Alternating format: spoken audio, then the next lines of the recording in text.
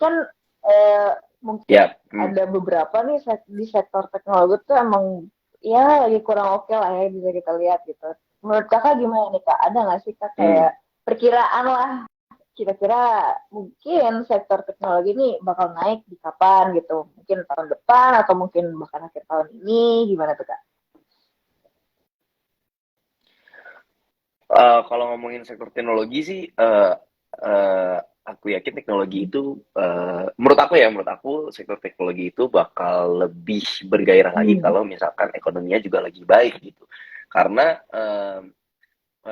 ya menurut aku kayak gitu karena kalau misalkan ekonomi yang baik, menurut aku kebutuhan akan teknologi juga bertambah yang bikin sektornya itu lebih menarik lagi.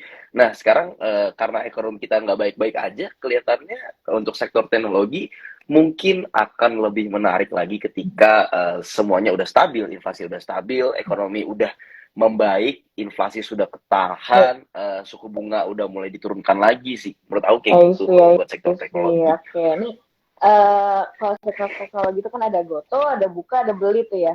Nah, kalau menurut kakak sendiri nih soal Mm-mm. valuation wise-nya, nah di harga sekarang menurut kakak dari tiga itu yang like invest atau trading tuh yang mana tuh kak? Kalau layak invest sama layak trading sebenarnya secara valuasi juga mungkin beda-beda ya jawabannya. Kalau misalkan ngomongin valuasi sebenarnya Goto itu lebih mahal daripada hmm, lebih mahal Hmm. daripada Buka dan Beli gitu. Um, Beli lebih murah daripada Buka dan Goto gitu. Kalau misalnya ngomongin urutan ya mungkin Beli paling murah. Cuma pertama Beli itu baru IPO jadi aku sendiri kalau misalnya preferensi trading aku lebih Baik. menghindari saham-saham yang baru IPO karena gerakannya sangat volatil. Susah banget diprediksi. Ngomongin indikator juga mungkin MA20 aja belum kebentuk, I see. MACD juga belum kebentuk. Jadi buat aku lebih susah. Ini preferensi aja sih sebenarnya. Cuma kalau misalkan ngomongin investasi, menurut aku di Jakarta khususnya Indonesia Goto lebih leading sih di bisnisnya. Kita tahu seberapa sering kita pakai Gojek, kita tahu seberapa sering kita pakai Tokopedia gitu. Menurut aku lebih visible dan setahu aku juga Goto itu memang kemarin Iya. abis turunnya turun banget ya ARB terus juga ya tapi kalau misalnya ngomongin trading kayaknya lebih lebih menarik Goto Hmm. sama Beli daripada Buka karena Buka itu kelihatannya dia sideways dan menurut aku momentum turunnya masih sangat kuat gitu. Dia setidaknya Goto tuh udah mulai konsolidasi, dia udah pengen buat support yang baru kalau Oke, menurut oke, aku I sendiri see. gitu. Nih, ngomongin soal Goto juga tuh, kalau nggak salah ya kemarin dia nih habis ini ya kena UMA kalau nggak salah ya. Iya, Unusual market activity iya ya? nggak sih? Seingat aku deh. Iya Ya, ya, iya 7 hari minggu yang lalu lalu. tuh berarti ya. Itu bahaya Hmm, juga sih. Kalau sampai ke iya, suspend agak iya, gimana ya? suspend. Pernah dulu Hmm, tragedi suspend bank-bank kecil tuh. Itu lumayan cukup gila aku kalau belum tahu masih inget. tuh. Oh iya, kok mungkin kamu boleh ceritain tuh kak? Dulu dulu bank-bank kecil baca isu baca merger sama siapa ya lupa baca Bank Ina Perdana BYB kayak dulu juga sempet ikut terus abis itu BABP pokoknya saham-saham bank-bank Hmm. digital kecil Alobank BBHI eh, pokoknya saham-saham bank kecil waktu itu lagi rally kuat banget gitu terus saya tiba-tiba suspend semua baca kena suspend ada satu lagi selain baca tuh apa ya lupa deh pokoknya waktu itu juga itu sempet buat aku break dulu dari dunia saham karena Kayaknya chaos benar-benar banget ya. shock gitu. Chaos banget kesuspend waktu itu juga lagi Hmm. pertama kali nyoba waran. Waran itu tahu sendiri naik turunnya gila banget kan. Waktu itu sehari bisa sampai 100% terus abis itu abis open suspend langsung minus 50. Volatil banget I see. Ya, waran. ya jadi Cukup membuat bikin kapok trauma waktu ya. itu. Aku Nih mah nanya sempet nih kak, kapok. soal IHSG. Kak, apakah Hmm. IHSG akan melanjutkan tren kenaikan di bulan Desember seperti tahun sebelumnya? Oh iya nih, sekalian kayaknya kalau emang ngeliat tuh belakangan lagi agak ini juga ya, yang kayak kabarnya kemarin-kemarin tuh sempat bahas, oh akhir tahun window dressing, akhir tahun window dressing, terus kayak sekarang melihatnya kayak jadi window dressing gak sih gitu. Gimana tuh Kak? Eh, Sebenarnya aku juga nyari Hmm. referensi tentang hal ini ya. Jadi karena di Rekomsaham juga suka buka live juga, jadi aku juga kadang-kadang harus baca gitu. Menurut aku emang IHSG supportnya udah jebol, dia lagi konsolidasi, bikin support yang baru. Cuma kalau misalnya ngomongin window dressing, itu menurut laporan analis yang Oke. aku baca itu masih memungkinkan terjadi gitu. Masih mungkin terjadi. IHSG juga Hmm. menuju golden cross kalau dan biasanya window dressing itu terjadi pada minggu ketiga dan minggu keempat kalau kata analis. Nah, jadi ini kan baru mulai minggu ketiga, baru 2 hari minggu ketiga. Ya, semoga dalam waktu berapa hari? 1, 2, 3, 4, 5, 6, 7, 8, 9 9 hari, Hmm. eh, Oke, ya siapa oke, sangka. oke. Jadi, ya, Karena apapun yang terjadi, laporan keuangan perusahaan juga harus dibenerin. ya, Kalau misalnya nggak dibenerin, yes, yes. kelihatannya jelek kan. Berarti untuk saat ini agak mohon bersabar dulu kali ya. Agak mohon bersabar dan Betul. jangan patah semangat sih. Oh, ada yang nanya nih Kak, tanggapannya kok mengenai statement Bung LKH mengenai bank digital itu bagaikan bajai rasa mercy. Ya, mungkin ada pendapatannya Kak? Ada pendapatnya, sorry. eh Gini, bank digital sebagai rasa mercy. Menurut aku sebenarnya oke, mungkin adalah baja rasa mercy gitu. Tapi pertanyaan bank Hmm. digital banyak banget nih. Sebelum kalau misalnya ngomongin baja rasa mercy kan berarti ngomongin investasi, kita bukan ngomongin trading. Karena kita mau beli mercy dari harga bajai gitu kan konsepnya. Nah, menurut aku kalau misalkan bank digital ada banyak, pertanyaannya Hmm. bank digital yang mana? Kalau misalkan semua nawarin service yang sama, semua punya bisnis model yang sama, terus apa yang ditawarin? Yang mana yang kita harus investasi ke sahamnya? Itu sih yang sampai Hmm. sekarang aku masih missing dari bank digital. Karena belum ada alasan, belum ada masalah yang hanya bisa diselesaikan dengan bank digital gitu. Belum ada kayak oh karena hal ini aku harus punya bank digital, karena hal ini aku harus bikin bank digital. Itu belum ada kalau dari sisi aku sendiri gitu. Jadi mungkin Oke. LKH punya pendapat yang lain. Kalau aku sih lebih ke arah, kayaknya aku juga enggak deh. Sama deh, kayaknya mirip-mirip lah ya. Eh, aku Hmm. mau nanya nih Kak, Hmm. soal ngomongin bank digital ya. Mungkin kalau tadi kan Kakak nyebutnya ya Hmm. bilangnya kayaknya enggak lah ya, enggak ada lah ya. Karena ya mungkin preferensi orang juga kan ya beda-beda gitu ya. Nah, terus Ya. eh seenggaknya Hmm. ada nggak sih Kak satu gitu yang kayak ya bisa lah nih kayak naro sedikit secercah uang di situ gitu. Ada nggak? Um,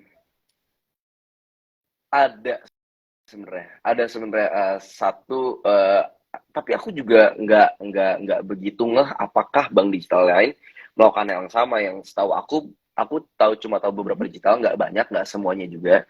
Cuma menurut aku salah satu yang menarik itu Hmm. Bank Neocommerce. Bank Neocommerce itu BNB punya ya? service yang menarik.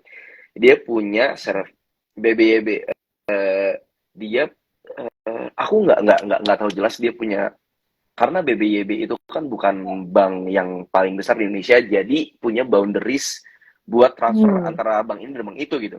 Aku nggak tahu pasti apakah dia eh, punya service yang membebaskan penggunanya dari biaya itu. Tapi yang jelas aku tahu itu BBY itu nawarin Hmm. bunga harian, bunga bunga harian itu bisa sampai 8% kalau misalkan dihitung per tahun.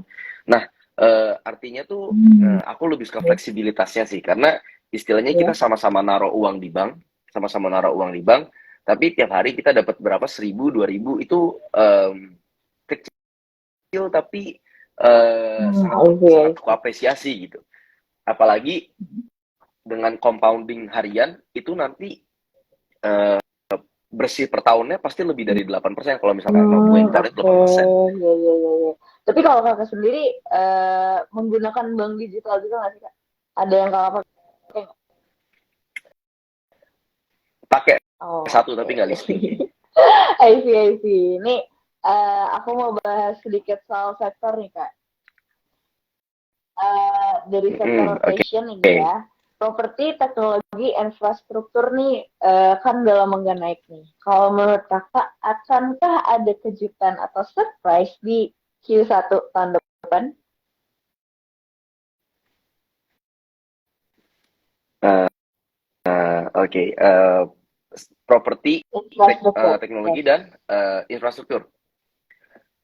Kalau misalkan ngomongin teknologi, tadi balik lagi ke tadi, sebenarnya nggak pengen muluk-muluk sih, nggak pengen muluk-muluk dalam artian gini, kita udah tahu ada awan gelap nih di depan kita di 2023, kita nggak tahu nih bakal hujan apa enggak, tapi awannya gelap. Uh, yang jelas nggak mau muluk-muluk sih, karena teknologi yang aku bilang tadi kelihatannya lebih menarik lagi kalau misalkan ekonomi udah membaik gitu.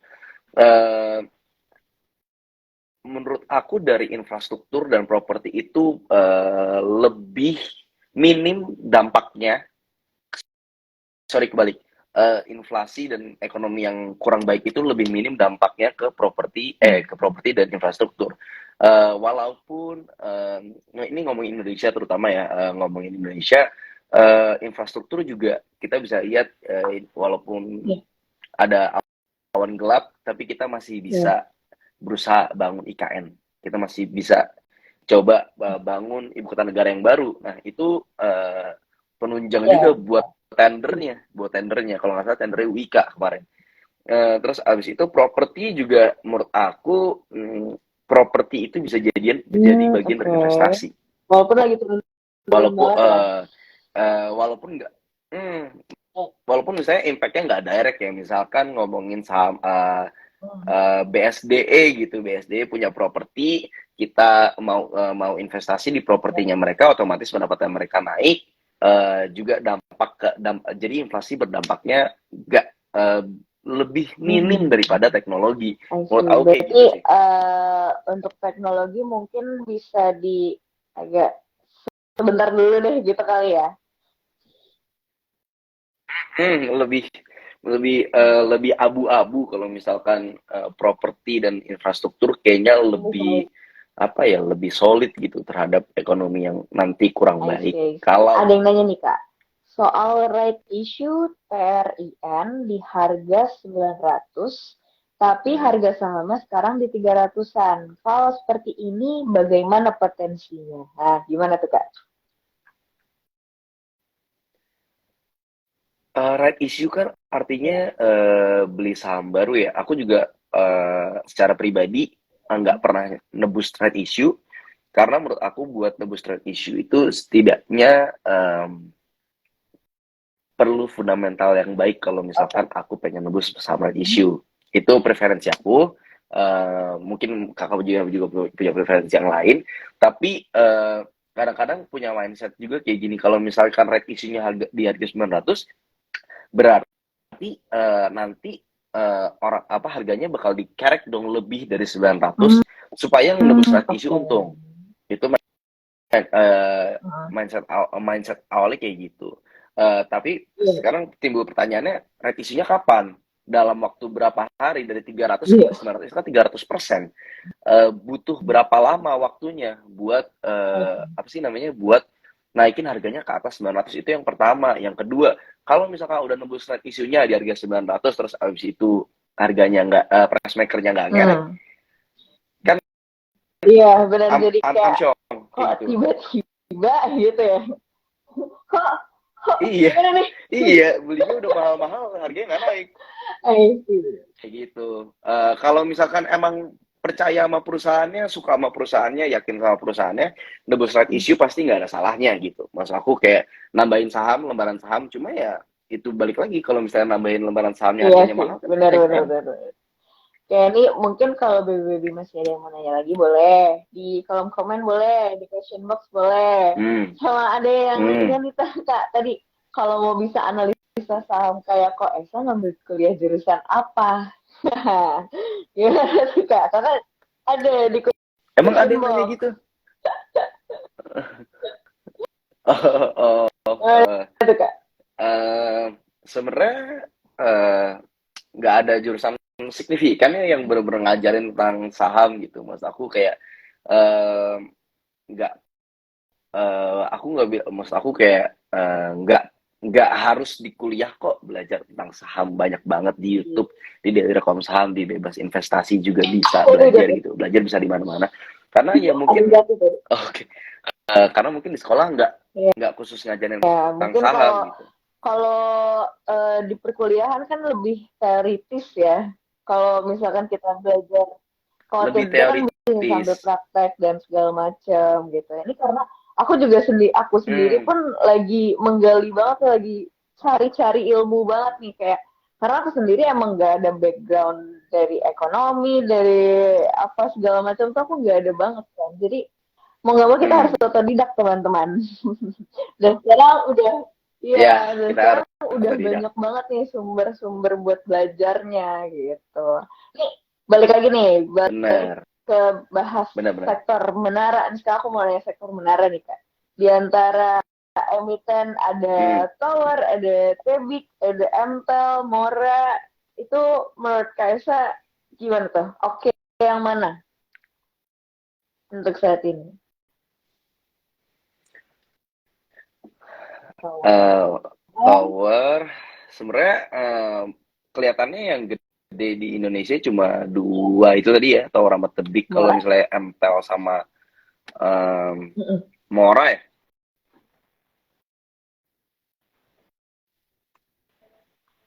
Oh, hmm. Oke.